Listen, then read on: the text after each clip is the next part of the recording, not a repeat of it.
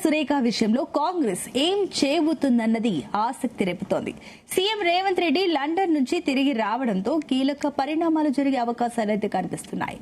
కొండా సుష్మిత మాట్లాడింది తప్పేనని, party line దాటితే ఎవరినీ వదలబోమని పీసీసీ చీఫ్ తాజాగా ప్రకటించారు. అటు పార్టీ ఇన్ఛార్జ్ మీనాక్షి నటరాజన్ కొండా విషయంపై ఎంపీలు, ఎమ్మెల్యేల అభిప్రాయాలను సేకరించారని తెలుస్తోంది. మరోవైపు బీసీ నేతగా ఉన్న కొండా సురేఖపై యాక్షన్ తీసుకునే ధైర్యం కాంగ్రెస్ చేయదని టాక్ కూడా వస్తోంది. ఇదే అంశానికి సంబంధించి మరిన్ని డీటెయిల్స్ మా బ్యూరో చీఫ్ నరేందర్ అందిస్తారు. నరేందర్, కొండా సురేఖ మంత్రి ఖండించకపోవడం కానీ, అదే కొండా సురేఖ కూతురు సుష్మిత చేసినటువంటి వ్యాఖ్యలు ఏదైతున్నాయో అది మొత్తం కాంగ్రెస్ పార్టీని ఒక కుదురుతున్నటువంటి పరిస్థితి మనం చూస్తున్నాం.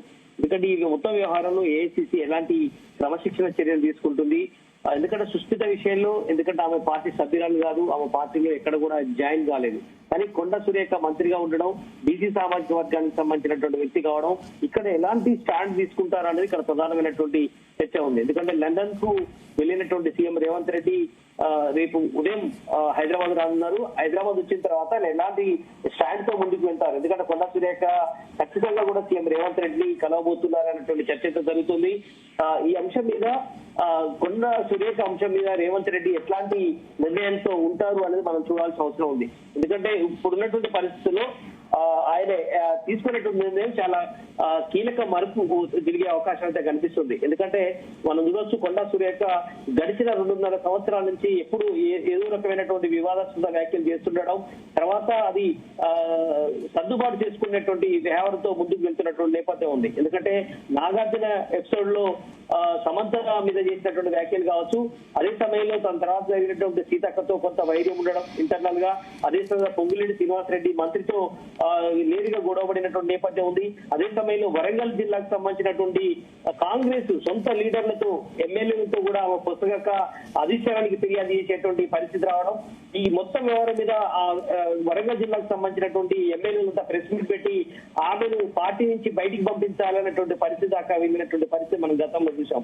కానీ రీసెంట్ గా కొండా సుష్మిత చేసినటువంటి వ్యాఖ్యల నేపథ్యంలో స్వయంగా రేవంత్ రెడ్డిని ఇష్టానుసారంగా తూలనడం, ఏకవచనంతో మాట్లాడడం, ఈ మొత్తం పరిస్థితి పట్ల ఎట్లా పార్టీ హైకమాండ్ సీరియస్ గా తీసుకుంటుందన్నటువంటి అంశం మీద మనం చూడాల్సిన అవసరం ఉంది. ఎందుకంటే 4-5 రోజుల నుంచి హైదరాబాద్ లో లేదు, ఆయన ఢిల్లీకి వెళ్లారు. ఢిల్లీ నుంచి లండన్ కు వెళ్ళినటువంటి పరిస్థితి మనం చూసాం. అక్కడి నుంచి ఎప్పటికప్పుడు వాకప్ చేస్తున్నారు కాంగ్రెస్ లో జరుగుతున్నటువంటి పరిస్థితి మీద. అదేవిధంగా మొన్న మనం చూసాం, మొత్తం వరంగల్ జిల్లాకు సంబంధించినటువంటి ఎమ్మెల్యేలు మాత్రమే కాదు, కాంగ్రెస్ పార్టీకి సంబంధించినటువంటి బీసీ, ఎస్సీ, ఎస్టీకి సంబంధించినటువంటి ఎమ్మెల్యేలందరూ కూడా, ఎమ్మెల్సీలు కూడా వెళ్లి ప్రెస్ కాన్ఫరెన్స్ పెట్టారు. కొండా సురేఖ ఇంతవరకు ఖండించకపోవడం పట్ల ఆమె మీద చర్య తీసుకోవాల్సింది అనేటువంటి విషయం కూడా చెప్తున్నారు. కనుక స్వయంగా పిసిసి అధ్యక్షుడు మహేష్ కుమార్ గౌడ్ ఖచ్చితంగా కూడా ఒక సీరియస్ యాక్షన్ తీసుకోవాల్సిన అవసరం ఉందని కూడా చెప్పినటువంటి పరిస్థితి కూడా మనం చూస్తున్నాం. కనుక రేపు మార్నింగ్ సీఎం రేవంత్ రెడ్డి వస్తున్నటువంటి నేపథ్యంలో ఆయన తీసుకున్నటువంటి చర్యలు ఏ రకంగా ఉంటాయి, ఏఐసీసీ నుంచి ఇప్పటికే క్రమశిక్షణ చర్యలు తీసుకోబోతున్నారు కొండా సురేఖ విషయంలో అనేటువంటి చర్చ జరుగుతున్న నేపథ్యంలో రేవంత్ రెడ్డిని ఆమె ఖచ్చితంగా కలుస్తారు. ఎక్స్ప్లెనేషన్ ఏమైనా ఇస్తారా, ఒక ఎక్స్ప్లెనేషన్ ఇచ్చినా కూడా సీఎం రేవంత్ రెడ్డి దాన్ని అంగీకరిస్తారా, ఇవన్నీ కూడా మనం చూడాల్సిన అవసరం ఉంది. బట్ ఏదైనా కూడా ప్రజెంట్ జరుగుతున్నటువంటి నేపథ్యంలో ఆయన లండన్ నుంచి మాత్రమే తిరిగి వస్తున్నారు. వాస్తవానికి ఆయన అమెరికా టూర్ కు వెళ్లాల్సి ఉండే, అది కనుక వెళ్లాల్సి ఉంటే ఖచ్చితంగా ఫస్ట్ వరకు వచ్చే అవకాశం లేకపోయి, కానీ ఇప్పుడు స్వయంగా రాష్ట్రంలో జరుగుతున్నటువంటి పరిణామాలు అక్కడ పర్మిషన్ లేకపోవడం కారణంగా ఆయన రిటర్న్ వస్తున్న నేపథ్యంలో మొత్తం వ్యవహారం మీద ఖచ్చితంగా రేపు అదే పనిగా ఆయన కూర్చునే అవకాశం అయితే ఉంటుంది. ఎందుకంటే కొండా సుష్మిత ఒక వ్యాఖ్యతో వదిలేదు, దాని తర్వాత ఇంటర్వ్యూలో వస్తుంది, మీడియాతో మాట్లాడుతుంది, రేవంత్ రెడ్డి చేసేది తప్పు అని ప్రశ్నిస్తుంది.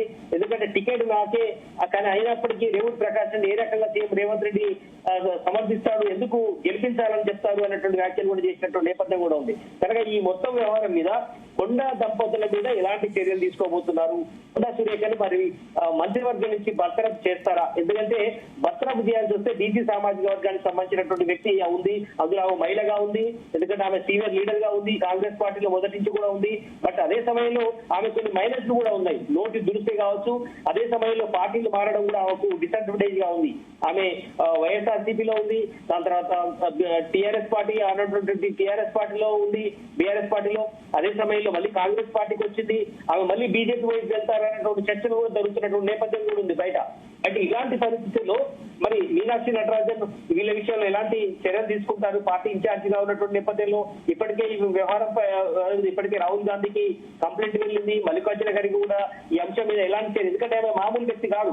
అదే సమయంలో వరంగల్ జిల్లాకు కొంచెం ముఖ్యమైన లీడర్ కావడం, బీసీ మంత్రిగా ఉండడం, ఒక బీసీ లీడర్ గా కొనసాగుతుండడం, ఈ మొత్తం వ్యవహారంలో ఎలాంటి చర్యలు తీసుకుంటారు ఆమె మీద అనేది ఉంది. అది ఎందుకంటే ఇప్పుడు ఒక ఇష్యూ అనేది ఉంది. ఎందుకంటే మంత్రివర్గం నుంచి కనుక తీసేస్తే ఖచ్చితంగా అదే బీసీ సామాజిక వర్గానికి సంబంధించినటువంటి వ్యక్తిని మళ్ళీ ఫుల్ఫిల్ చేయాల్సిన బాధ్యత ఏసీసీ మీద ఉంటుంది, రేవంత్ రెడ్డి మీద కూడా ఉండే అవకాశం ఉంటుంది. అదే సమయంలో ఇప్పుడు రేవంత్ రెడ్డి అర్జెంట్ గా ఆమెను కనుక బర్తరఫ్ చేస్తే మళ్ళీ కొంత బీసీ సమాజానికి సంబంధించినటువంటి ఇష్యూ ఉంది, ఆమెకు వెన్నుదండుగా నిలిచే అవకాశం ఉంటుంది. బీసీ సామాజిక వర్గానికి సంబంధించినటువంటి వ్యక్తులు కావచ్చు, వాళ్ళు కూడా ఎందుకంటే ఒకవైపు రెడ్డి సామాజిక వర్గానికి ఒక న్యాయం, బీసీ సామాజిక వర్గానికి ఒక న్యాయం అని చెప్పే అవకాశం ఉంటుంది. ఎందుకంటే ఆమె కోమటిరెడ్డి రాజగోపాల్ రెడ్డి అంశం కూడా ఆమె తెర మీద తీసుకొచ్చే అవకాశం ఉంటుంది, చిన్నారెడ్డి అంశాన్ని చర్చలో తీసుకొచ్చే అవకాశం ఉంటుంది.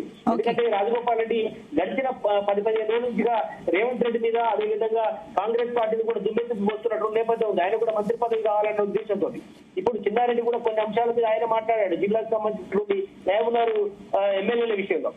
మొత్తం ఎపిసోడ్ లో ఈమె మీద తీసుకుంటే యాక్షన్ బీసీ సమాజ వర్గాల తీసుకునే అవకాశం ఉంటుందని రేవంత్ రెడ్డి వెనక్కి తగ్గుతారా, లేదంటే అందరి మీద ఒకేసారి యాక్షన్ తీసుకునే క్రమంలో ఒక్కొక్కరి మీద తీసుకునే క్రమంలో ఈమె కూడా కొంచెం లేట్ గా తర్వాత యాక్షన్ తీసుకుంటారా అనేది అవసరం ఉంది. అయితే ఈమె మంత్రిగా కొనసాగుతున్న నేపథ్యంలో మంత్రివర్గం నుంచి ఆమెను తొలగిస్తే వచ్చే పరిణామాలు ఏంది, ఇవన్నీ కూడా పిసిసి అధ్యక్షుడు మహేష్ కుమార్ గౌడ్ తో చర్చిస్తారు, ఏసీసీతో చర్చిస్తారు. ఈ మొత్తం వ్యవహారం మీద ఏసీసీ ఏ రకమైనటువంటి నిర్ణయం తీసుకుంటుందో చూసి ఆమె మీద వీటుపడే అవకాశం అయితే కనిపిస్తుంది. ఖచ్చితంగా ఒక చర్చ జరుగుతుంది. ఈ రోజు కూడా మహేష్ కుమార్ గౌడ్ ఒక స్టేట్మెంట్ నిజామాబాద్ నుంచి ఇచ్చారు.